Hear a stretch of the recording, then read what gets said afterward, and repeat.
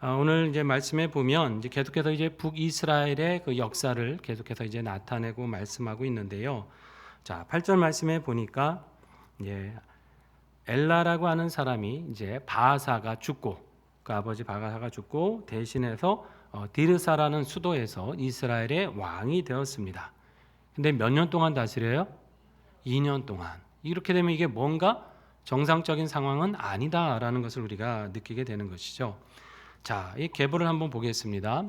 아사와 이제 엘라 이렇게 보면 남쪽은 이 당시에 왕이 누구예요? 아사왕. 아사왕이 좀 하나님을 잘 경외했던 왕이었죠. 기억나시죠? 이 사람이 이제 비교적 오랫동안 통치를 해요.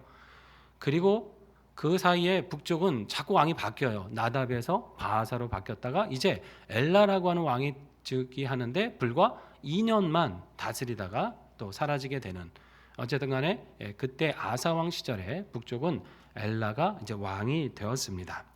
자, 문제는 뭐냐면 9절부터 보니까 이 엘라가 수도죠. 디르사라고 하는 것은 이제 북이스라엘의 수도 아닙니까? 여기서 왕궁 맡은 자 아르사의 집, 아주 구체적으로 나와 있어요. 왕궁을 맡았다는 건 궁의 모든 살림을 맡았다는 거니까 왕의 최측근이라고 할 수 있죠. 왕이 아주 신이 많은 그런 신하인데 이름까지 아예 등장을 합니다. 아르사라고 하는 신하의 집에서 자, 먹고 마시고 취했을 때 그때 모반이 일어납니다. 누가요? 병거 절반을 통솔한 지휘관, 군 지휘관이었던 시므리라고 하는 사람이 모반을 일으켜요. 그리고 어떻게 합니까? 10절에 보니까 그를 왕을 죽입니다. 그러니까 2년밖에 통치를 못한 거예요. 모반을 당해서 죽임을 당했다는 것이죠. 자, 디르사는 이스라엘의 수도라 그랬죠. 왕이 지금 자기 다스리는 왕궁에 있는 수도에서 신하의 집에서 먹고 마시고 취하다가 암살을 당했다. 지금 이 얘기예요. 자, 그런데 예전에 엘라의 아버지 바하사도 반역해가지고 여로보암의 집을 멸망시킨 적이 있습니다. 기억나시죠? 그때는 수도에서 암살을 한 게 아니라 왜 블레셋 지역에 가서 이렇게 깁부돈이라고 하는 지역에서 전투를 하러 갔을 때 왕궁에서 떠나 있을 때 거기서 암살을 하면서 죽인 상황이 됐죠. 그런데 지금은 먼 곳이 아니라 아예 수도 한복판에서 왕을 죽이는 일이 벌어지고 있었다. 자, 더군다나 지금 이 이스라엘 상황은 전시 상황입니다. 자, 15절을 보세요. 여기서 유추를 할 수 있는데 지금 현재 이 시므리가 모반한 때는 이스라엘 백성들이 블레셋에 있는 깁부돈을 에워싸고 공격하고 있을 때예요. 아직 전투가 끝나지 않았어요. 계속 이스라엘과 블레셋이 싸우고 있는 그런 상황이었습니다.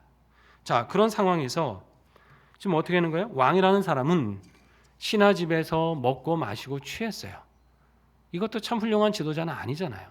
전시면 정말 자신을 잘 몸가짐을 조심하고 그 승리를 위해서 온갖 전략을 짜고 그렇게 회의를 하고 힘을 모아야 될 때 아닙니까?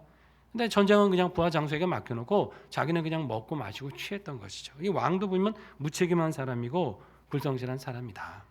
그리고 결국은 2년 만에 허무하게 생을 마감하고 말았다. 자, 또 시므리라고 하는 사람도 보십시오. 이 사람은 병거 절반을 통솔한 지휘관이라니까 상당한 권력을 가지고 있었을 거예요. 아마 병거 절반은 지금 어디 가 있어요? 전쟁터에 가 있겠죠. 나중에 나오지만 오므리라고 하는 장군을 통해 전쟁터에서 나가서 싸우는 중이고 나머지 절반은 아마 수도 방위군이었을 거예요. 수도를 지키기 위해서 왕궁을 지켜야 되니까 아마 방비를 위해서 남겨둔 것 같아요. 그 수도를 지켜야 될 사람이, 즉 왕을 지켜야 될 사람이 오히려 왕을 모반하고 죽이는 반역을 행했다라고 하는 것입니다. 자, 왕도 보면 훌륭한 상태가 아니었고 그 밑엔 휘하장수 역시 정상적인 사람은 아니었다.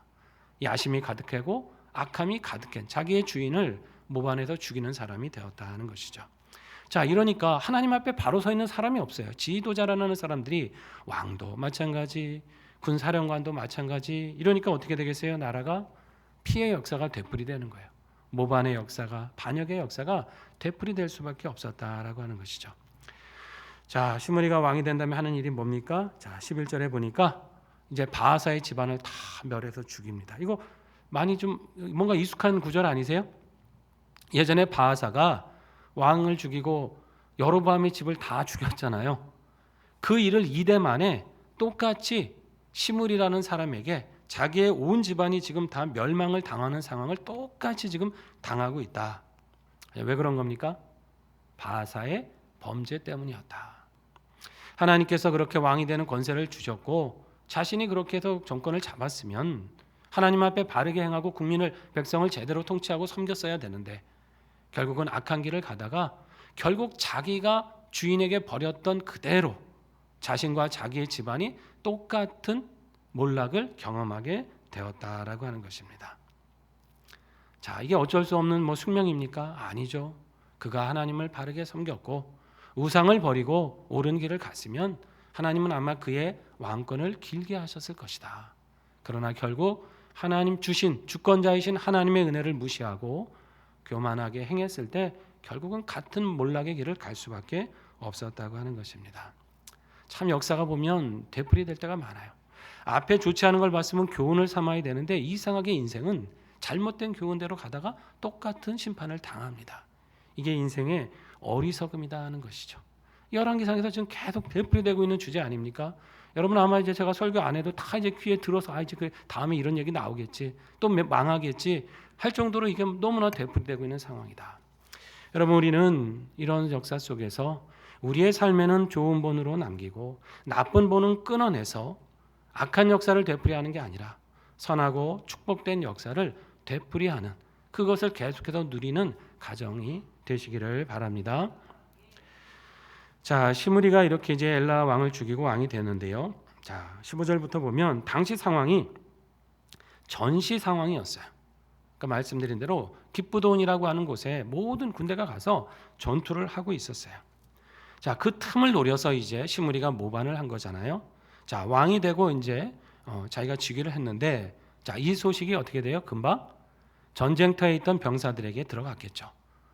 왕궁에서 시므리 장군이 모반을 했다. 왕을 죽이고 자신이 왕권을 찬탈했다. 이제 이 소문이 이제 기브돈으로 날아갔겠죠. 자, 병사들이 이 소식을 들어요. 어떻게 합니까? 그걸 듣고 16절에 보니까 그를 왕으로 인정하지 않습니다. 주인을 죽인 저 모반한 사람, 저건 반역자다. 이리고 진중에서 지휘관으로 있던 오므리라고 하는 사람, 이름이 이제 좀 비슷하죠. 시므리, 오므리. 그런데 이 오므리를 왕으로 새롭게 추대합니다. 그리고 그를 왕으로 삼아서 이제 어떻게 돼요? 백성들의 지지를 받고 이제 다시 왕궁으로 가서 시므리가 찬탈한 왕권을 되찾는 그런 이제 나라 안에서의 이제 분쟁이 일어나기 시작한다라고 하는 것이죠. 결국은 이제 시므리의 반역은 명분도 없었고 백성들의 지지도 받지 못했다라고 하는 것이에요. 7일 천하로 끝나고 말아봅니다. 7일 천하로 끝나는데, 자, 결국은 이 군사를 돌려서 수도로 돌아와요. 자, 17절부터가 나와 있는 겁니다. 이스라엘의 무리를 거느리고 디르사를 에워싸요. 자, 여기 보면 이제 지도를 한번 보시겠어요? 이 이제 이스라엘 지도 아닙니까? 자, 기브돈은 어디 있었어요? 저기 남쪽에 블레셋 도시였잖아요. 그쪽에 가서 싸웠어요. 자, 디르사는 어디 있습니까? 저 위쪽에, 이스라엘 위쪽에 빨간 표시로 디르사라고 하는 이 도시가 있어요. 여기가 수도 아닙니까? 자, 왕이 수도에서 죽었고 오므리는 기브돈에서 전쟁하고 있었는데 그 수도에서 벌어진 일을 듣고 오므리와 휘하 병사들이 이제 군사를 돌려서 어디로 다시 올라가는 겁니까? 이제 수도로 올라가는 거죠. 왕권을 되찾기 위해서. 이 기간이 아마 한 7일 정도 행군을 했던 것 같아요. 결국 시므리가 7일 천하로 이제 끝나게 되는데 아마 굉장히 빠르게 갈렸겠죠. 소식이 오는 거 또 달려가는 거 하면 아마 한 3, 4일 만에 달려갔을 것 같아요. 자, 그런데 결국은 이제 어떻게 되냐면 18절에 보니까 자, 이때는 누가 이기겠어요? 백성들의 지지를 많이 받는 쪽이 아무래도 유리하지 않겠습니까? 시므리는 어떤 지지나 명분이 없는 사람이었고 결국 오므리의 군대가 승리를 하고 왕궁을 함락시킵니다. 그러니까 시므리가 어떻게 하냐면 참 끝까지 참 못난 짓을 하죠. 왕궁에 아예 불을 질러버려요. 어차피 내가 왕이 못될 거는 이 왕궁이라도 망하게 하겠다는 어떤 그런 심리인지 모르죠. 그리고서는 이제 그 가운데서 죽게 되고, 자, 이걸 보면 19절에 뭐라고 말씀하냐면 그 이유를 하나님 보시기에 어떻게 했다고요? 그가 악을 행했다 그랬어요. 악을 행했다. 아니, 시므리는 왕된 지 겨우 7일밖에 일주일밖에 안 됐잖아요. 뭐 일주일 동안 악을 행하면 얼마나 행했을까 그러는데 여러분 이게 그런 단지 그의 일주일만의 삶을 얘기하는 게 아니죠. 그의 그동안에 살아왔던 삶, 하나님 앞에 그가 보였던 인생의 모습, 백성들 앞에서 보였던 그의 인성과 신앙, 이걸 다 종합적으로 말씀하는 것이죠. 결국은 그가 어떻게 평가하냐면 여로보암의 길로 행하였다라고 평가를 받아요. 그러니까 모반한 것도 전혀 나라를 구하고자 하는 마음도 아니었고 그냥 왕권이 탐나서 저지른 반역이었고 하나님 앞에 선한 동기라고는 조금도 찾아볼 수 없었고 그의 마음에는 여전히 자기가 우상이 되고 우상을 따라 살아갔고 하나님의 뜻에는 조금도 관심이 없었던 사람, 나라의 혼란을 틈타서 전쟁을 틈타서 왕을 죽이고 오히려 나라의 혼란을 더 가중시키고 내란을 조장했던 사람, 하나도 그 평가가 선한 것이 나올 수 없었다라고 하는 것입니다. 적어도 하나님께 묻고 기도하고 이렇게 행하는 것이 하나님 앞에 내가 옳은 것인지를 그 길을 찾고 갔어야 될 사람이 군 지휘관 정도라면 거의 나라 서열에 무장으로서는 1, 2위를 다투는 사람입니다. 그러나 전혀 그의 마음에는 하나님을 경외함이 없었다라고 하는 거예요. 내 인간의 방법, 내 욕심으로 왕권을 찬탈한 사람밖에는 되지 않았다. 참 그러고 보면 사람이요, 뭐 힘이 있고 권세가 있고 뭐 내가 어떻게 할 수 있다고 해서 그 자리를 얻는 게 아니에요. 누가 허락하셔야 되는 겁니까? 하나님이 허락하셔야 되는 거예요. 작은 자리든 어떤 자리든 어떤 권세든 하나님이 허락하셔야 되는 것이고 겸손히 하나님 앞에 행해야 된다는 것이죠. 성경에도 있지 않습니까? 왜 시편 127편 1절에 보면 이런 말씀이 있잖아요. 같이 한번 읽어봅니다. 여호와께서 집을 세우지 아니하시면 세우는 자의 수고가 헛되며 여호와께서 성을 지키지 아니하시면 파수꾼의 깨어 있음이 헛되도다. 아멘. 누가 집을 세우신다고요? 여호와께서. 누가 성을 지키시는 겁니까? 여호와께서. 내가 내 집을 세우는 게 아닙니다. 내가 내 성을 지키는 게 아니에요. 하나님이 지켜 주셔야 됩니다. 우리가 우리 가정을 지킵니까? 우리가 우리 교회를 지키는 걸까요? 하나님이 지켜주시는 거예요. 하나님이 우리 가정의 주인 되셔서 지켜주시는 것이고 하나님이 우리 교회의 주인 되셔서 우리 교회를 지켜주시는 것이다. 그러려면 어떻게 됩니까? 그렇게 견고히 서기 위해서는 우리가 하나님을 의지하면 되는 거죠. 우리 집을 세우시고 우리 성을 견고케 하시는 하나님 앞에 우리가 의탁하고 그분을 전적으로 신뢰하고 그분께 우리의 인생의 길을 맡겨드리면 하나님이 다 지키시고 보호하시고 회복시켜 주시는 것입니다. 여러분 우리 모두 이 삶의 모든 자리자리를 하나님께 의탁하고 맡겨드리는 삶이 되셔서 우리 하나님 지키시는 가정, 지키시는 일터, 지키시는 교회가 되기를 축원합니다. 자, 이렇게 해서 이제 오므리가 순탄하게 왕이 되나 싶었는데 참 이 한 번 반역이 어렵지, 한 번 갈라지는 게 어렵지, 두 번, 세 번 갈라지는 건 이제는 이건 아무것도 아닌 거예요. 결국 나라도 그렇게 됩니다. 여기 보십시오. 21절에 또 이스라엘이 둘로 나뉘었어요. 아니 지금 그렇지 않아도 남쪽 유다와 북쪽 이스라엘이 나뉜 거잖아요. 이것도 참 가슴 아픈 역사인데 같은 북이쪽 이스라엘 안에서 또 두 파로 나뉩니다. 한쪽은 누구예요? 이제 오므리를 따르는 그 병사들이 있었고 또 하나는 누굽니까? 기낫의 아들 디분이라고 하는 사람이 갑자기 등장을 하잖아요. 이 사람을 따르는 사람이 있었다. 그래서 반반 나뉘어가지고 이렇게 나라가 내란이 일어난 거예요. 참 여기 보면은 이 기낫의 아들 디분이라고 있는데 여러분 오므리는 그냥 오므리라고 이름이 나오잖아요. 아버지가 누구라고 얘기 안 하죠. 이 기낫의 아들 디분이 이렇게 아버지를 소개할 때는 그 집이 대체적으로 명문가 내지는 뼈대 있는 집안, 유력한 집안이다 이런 의미가 있는 거예요. 그러니까 그 집안을 소개하는 것입니다. 그러니까 아마 보니까 오므리는 장군이었기도 해도 출신 자체는 그렇게 변변치 않았을지도 모릅니다. 그러나 이 디분이라는 사람은 분명히 절반의 세력이 따를 정도로 굉장히 유력한 집안이었던 것 같아요. 뭐 왕가의 후손이었든지 하여튼 귀족이었든지 그렇게 해서 이제 두 분파로 나뉘어서 이제 서로 또 왕권 다툼을 하기 시작하는 것이죠. 자, 결국은 여러분 누가 이깁니까? 자, 말씀해 보니까 자, 22절에 누가 이겨요? 오므리가 또 이깁니다. 아마 전투에서 쌓은 경험들이 있었고 뭐 전략과 지략에 있어서 더 앞섰던 것 같죠.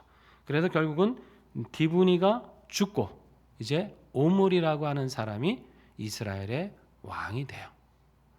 자, 여기까지 오는 동안의 역사를 보세요. 여로보암 집안이 섰었는데 바하사라는 집안이 일어나갖고 또 그 집을 다 멸해가지고 왕이 되다가 또 바하사도 잘못하니까 또 시므리가 갑자기 일어나가지고 또 싹 그냥 이렇게 다 멸망시키더니 이제는 또 시므리는 일주일도 못 가서 명분도 없는 반역했다가 오므리라고 하는 사람에 의해서 또 멸망당하고 또 그 와중에 나라는 또 이 둘로 또 파가 나뉘어서 서로 전쟁하다가 또 한쪽은 또 몰락하고 한쪽이 왕권을 잡고 하는 이 불과 이게 몇십 년 안 됐잖아요. 여로보암이 20년 통치하고 죽은 다음에 얼마 안 되는 짧은 기간 동안에 계속해서 반역과 피와 전쟁과 백성들이 얼마나 고통스러웠겠어요. 자, 이 모든 이유가 다 뭐예요? 하나님 보시기에 악을 행하였다라는 거죠. 왕이나 백성이나 할 것 없이 하나님 뜻대로 준행하는 사람은 한 사람도 없었고 다 악을 행하고 악한 문화를 조장하고 그 백성들이 그 길을 가다 보니까 단지 왕만 교체되는 게 아니라 그 와중에 백성들의 삶은 말할 수 없이 고통스럽고 피폐해졌다. 죽은 사람은 또 얼마나 많겠습니까? 자, 이것은 결국은 하나님을 바르게 섬기지 못한 그런 죄악의 결과이다. 이런 구약의 모습들을 보면 정말 우리가 하나님을 섬길 수 있도록 부름받은 게 얼마나 감사한 일인지, 또 우리가 더욱더 열심을 내서 하나님을 섬겨야 되는 일이 얼마나 귀한 일인지를 우리가 도전받는 거예요. 그냥 이게 옛날의 역사로만 이렇게 끝나는 일일까요? 아니잖아요. 오늘 우리에게 주시는 교훈이 뭐겠어요? 우리 개인이나 가정이나 우리 교회나 이 사회가 하나님을 바르게 경외하면 그 평안이 길고 하나님 주시는 형통함을 누리게 된다는 것이고, 우리 개인이나 이 사회가 하나님을 떠나고 엉뚱한 죄악된 길로 행하면 결국은 그 사회 속에 있는 모든 사람들, 모든 국민들, 교인들을 포함한 우리 모든 이 땅이 고통받고 어려움을 겪게 된다는 교훈입니다. 우리가 더 깨어 기도할 책임이 바로 여기에 있는 것이죠. 하나님이 이 땅을 고쳐주시고 이 땅이 정말 하나님 앞에 바로 서기를 우리가 늘 깨어 기도해야 될 줄로 믿는 것이에요. 우리도 바로 서야 되는 것이고 이 땅도 정말 하나님 앞에 바로 서야 된다는 것이에요. 자, 결국은 이제 오므리가 왕이 됐는데요. 자, 23절에 보니까 유다 왕 아사의 제 31년, 그러니까 아직 계속 유다는 이제 아사가 통치를 하고 있었죠. 자, 그때 오므리가 왕이 돼서 이제 12년 동안 왕이 돼요. 한번 계보를 한번 보시겠습니다. 또 아사는 계속 등장해요. 아직까지 살아 있고요. 그 다음에 이제 시므리가 이제 뭐 통치가 일주일이니까 왕의 계보에 이름 올린 거 말고는 저 사람은 기억할 만한 게 아무것도 없는 사람이었다. 그리고 이제 오므리라는 사람이 통치를 하는데, 자, 이 사람이 이제 12년이라는 세월을 통치를 하는데, 거기 말씀해 보니까 23절에 디르사, 원래 수도가 디르사 아닙니까? 여기서 몇 년을 통치합니까? 6년 동안 다스려요. 그러면 12년을 통치했는데 6년 동안 디르사에서 다스렸고, 그럼 나머지 6년을 또 어디선가 다스려야 될 거 아닙니까? 이제 그 장면이 이제 나오는 것이죠. 자, 그게 이제 24절 말씀이에요. 자, 24절 보니까 같이 한번 읽어볼까요? 그가 은 2달란트로 세멜에게서 사마리아 산을 사고 그 산 위에 성읍을 건축하고 그 건축한 성읍 이름을 그 산 주인이었던 세멜의 이름을 따라 사마리아라 일컫더라. 아멘. 자, 왕궁을 한번 옮기는 거는 뭐 새 왕이 됐을 때 한 번씩 시도하는 일이죠. 새롭게 나라의 체제를 정비하겠다라는 이제 그런 생각을 가지고 한번 옮기는 겁니다. 자, 그런데 어디를 정했냐면 사마리아 산을 수도로 그 땅으로 정합니다. 근데 그 땅 주인은 세멜이라고 하는 사람이었어요. 아마 이름이 세멜에서 이제 사마리아 이렇게 산의 이름이 명칭이 된 거죠. 자, 은 2달란트를 주고 그 땅을 샀어요. 보통 우리가 달란트 할 때는 이제 좀 큰 규모입니다만, 은 2달란트면 한 달란트를 보통 한 34kg 정도가 이제 한 달란트라 그래요. 은 2달란트라고 하면 68kg인데 금도 아니고 은이면 은 68kg는 뭐 아무리 비싸게 쳐줘도 수도를 세울 만한 땅을 사기에는 여러분 넉넉한 금액일까요? 아니면 좀 턱없이 부족한 금액 아닙니까? 그렇잖아요. 그래도 수도를 삼으려면 굉장히 큰 땅을 샀을 텐데 은 68kg로 했다고 하는 것은 거의 어떻게 보면 거저 뭐 뺐다시피 한 거라고 할 수가 있어요. 이게 뭐냐면 적당한 가격을 지불하지 않고 아마 뺐다시피 한 것이 아니겠는가. 아마 그런 생각이 드는 것이죠. 자, 그렇게 해서 이제 여기다가 성을 건축해요. 자, 이 사마리아라고 하는 곳 한번 보실게요. 지도를 보면 자, 이렇게 이스라엘 땅이 있고 사마리아 한번 보세요. 자, 이쪽에 보면 사마리아에서 그 이스라엘의 중부 지방의 디르사 왼편에 있죠. 원래 수도였던 곳에서 좀 왼편 쪽으로 옮겨가는 산악 지역입니다. 여기는 골짜기와 비탈로 세면이 둘러싸여 있어요. 그러니까 함부로 적이 쳐들어오기가 어려웠습니다. 그러니까 천연의 요새죠, 요새. 그러니까 방비가 수월한 거죠. 군사가 주둔해서 방어하기가 아주 좋았던 곳이다. 지형적으로 굉장히 도움을 받았던 곳입니다. 자, 이쪽으로 이제 오므리가 옮겼는데 여기에 이제 위치는 예루살렘, 남쪽 수도는 예루살렘이잖아요. 예루살렘에서부터는 한 북쪽으로 67km 정도 떨어졌다 그래요. 그리고 지중해에서는 한 40km 내륙으로 들어온 지역입니다. 자, 구릉지대이기 때문에 이런 전투나 방비에 굉장히 이제 유리했는데, 자, 아마 오므리 생각은 그거였겠죠.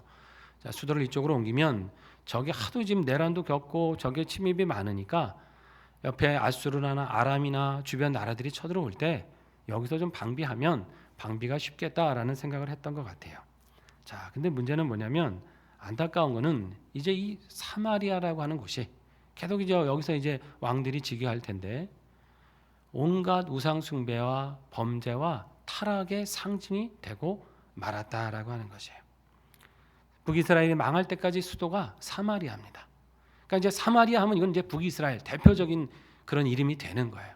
근데 여러분 사마리아 그러면은 뭐 경건하고 하나님을 잘 섬기고 하는 이런 이미지입니까? 아닙니다.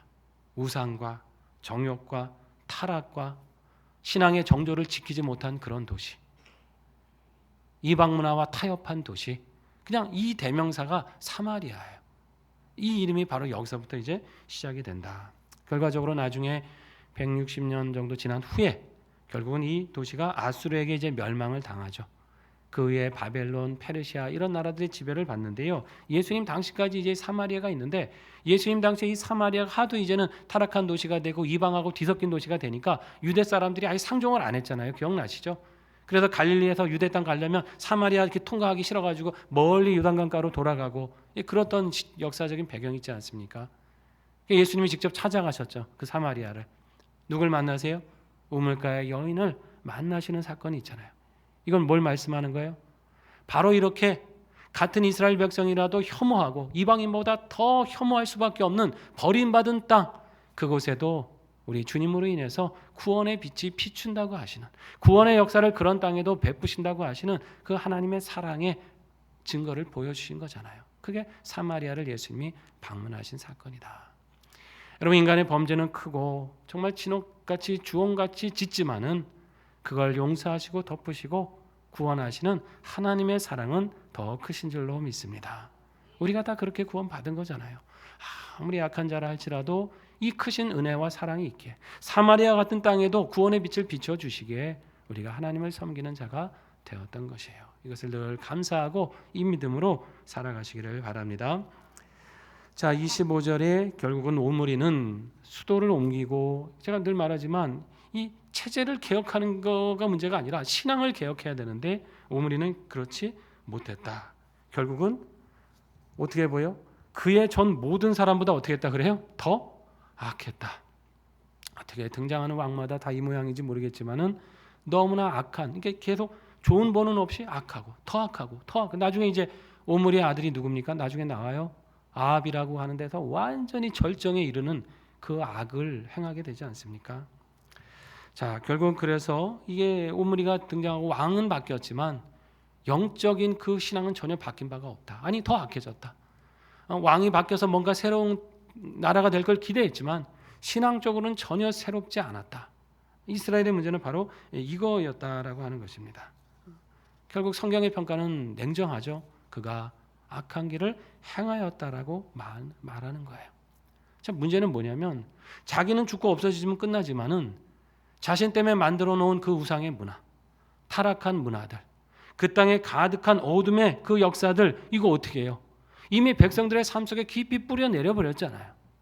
왕은 죽고 사라지고 말지만은 그 영혼 속에, 정신 속에 이미 그 우상을 섬겼던 습관들, 관습들, 죄악된 것을 행하던 그 문화들, 하나님을 떠나고 인정하지 않는 그 어둠의 그 역사들은 계속 그 땅에 깊이 남아서 역사하고 있다고 하는 것이에요. 이걸 하나님은 큰 죄악이라고 말씀하시는 것입니다. 개인의 죄악만이 아니라 그가 가진 영향으로 인해서 그가 속한 공동체, 그가 속한 나라와 그와 함께한 사람들을 함께 죄악 가운데로 행하게 하는 것, 이걸 하나님은 결코 그 죄가 가볍다라고 하시지 않는다는 것이에요. 여러분, 우리는 항상 이 좋은 문화, 좋은 습관을 우리 스스로가 지켜가고 그것을 또 물려가는데 힘쓰며 기도해야 될 줄로 믿습니다. 나쁜 거는 가만둬도 그냥 나빠져요. 그냥 저절로 나빠지잖아요. 근데 좋은 거는 애쓰고 애써야 조금씩 뿌리 내립니다. 그렇지 않아요? 잡초는 가만히 놔둬도 막 자라잖아요. 그러나 곡식은 그렇지 않죠. 돌보고 애쓰고 신경을 써줘야 열매를 거두는 것이에요. 이 땅에 선하고 좋은 문화가 자리 잡기 위해서는 그만큼 많이 눈물로 뿌려야 된다는 거죠. 씨 뿌려야 되는 거고 애써야 되는 거고. 여러분, 누가 하겠어요? 세상 사람들이 하겠습니까? 믿음의 사람들이 눈물로 씨 뿌려야 되는 거예요. 하나님 이 땅 고쳐주십시오. 하나님 말씀으로 하나님의 거룩한 선한 가치로 이 땅에 바꿔주시고 사람들의 마음에 악한 것을 싫어하고 선한 것을 좋아할 수 있는, 그대로 빛으로 나올 수 있는 이 땅이 되게 해달라고 우리가 더 이 시대를 위해서 깨어 기도해야 될 줄로 믿습니다. 이러한 사명을 잘 감당하셔서 우리 가정에, 우리의 삶에, 우리 교회, 또 이 땅에 하나님의 선한 문화와 역사를 이루어 가시는 주님의 일꾼 되시기를 축원합니다.